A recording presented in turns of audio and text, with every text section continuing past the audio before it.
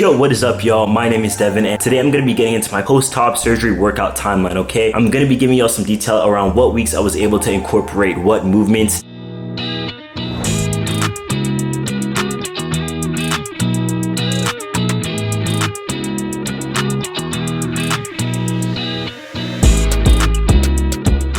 But before we get into that, if you are interested in one-on-one coaching, a meal plan, or a training plan, make sure you go ahead and email me at devindoescoaching@gmail.com. If you do want to help me grow, make sure you go ahead and hit that subscribe button down below. I'm like roughly 6 months post-op. So for the first 3 days after top surgery, I didn't really move around much. I pretty much shuffled around my apartment. I was able to heat up my meal prep. I was able to, clean my ass with the fucking baby wipes, but I didn't do much of anything. After I got my drains taken out, which was about 7 days post-op, if I'm not mistaken, I was able to walk around my apartment complex. I got in roughly 1,000 steps a day, and that's what I did for about 2 weeks there. Something in my brain is broken, so I always feel like I have to push myself harder, even when it gets to a point of diminishing returns. And that's what I did from around week 2 to week 6 post-op. I was taking around 10,000 steps a day, sometimes more. Mentally, I told myself I was fine with not working out. That's definitely not something that I suggest doing. Take around probably 5,000 steps tops. I was definitely doing too much, and I lost almost 20 pounds within like 2 months after top surgery, so I don't suggest going super hard in the paint. Week 2 to week 6, I was going hella hard in the paint with walking, okay? So at week 6, I had another post-op appointment where my doctor was like looking at me. He was like, yeah, you're good, bro. So what I did from week 6 to week 8 was legs. I trained hamstrings and calves one day, and then calves and quads another day. Then I had another day where I did abs and another day where I did arms. So then at 8 weeks, I reached out to my doctor. I was like, hey, are we good to incorporate chest movements? And he was like, yeah, you're good, bro. So at week 8 is when I started to amp things up a tiny bit. All I did was like very light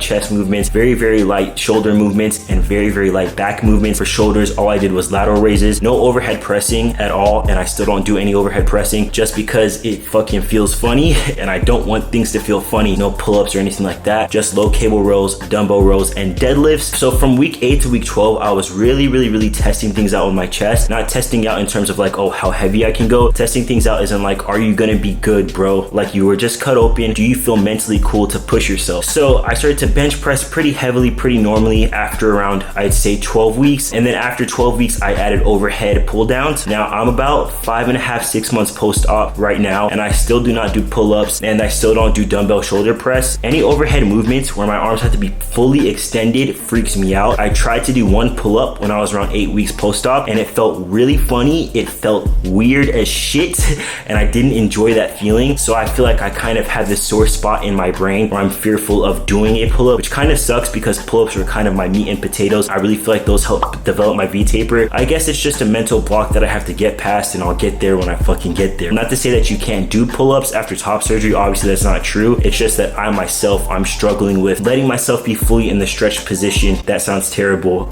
in terms of like a pull-up position, okay? To sum things up, from week 2 to week 6, walking, that's the extent of that. From week 6 to week 8, I did everything except for chest, shoulders, and back. And then from week 8 onwards, I incorporated everything. I'm still currently not doing dumbbell shoulder press or pull-ups, and ultimately this is where everybody is different, right? And if there's one thing that I want you to take away from this video, do not expect to hear my timeline or anybody else's timeline for that matter and hold yourself to that same timeline. So just relax. When you go to the gym again after top surgery, play things by feeling, okay? Like, see how does it feel? You should not be pushing into painful thresholds, okay? You should not be feeling tightness around your incisions and keep pushing because you want to train. Not being able to train to your full capacity is such a small window in time compared to how long you're gonna be alive if we're fucking lucky.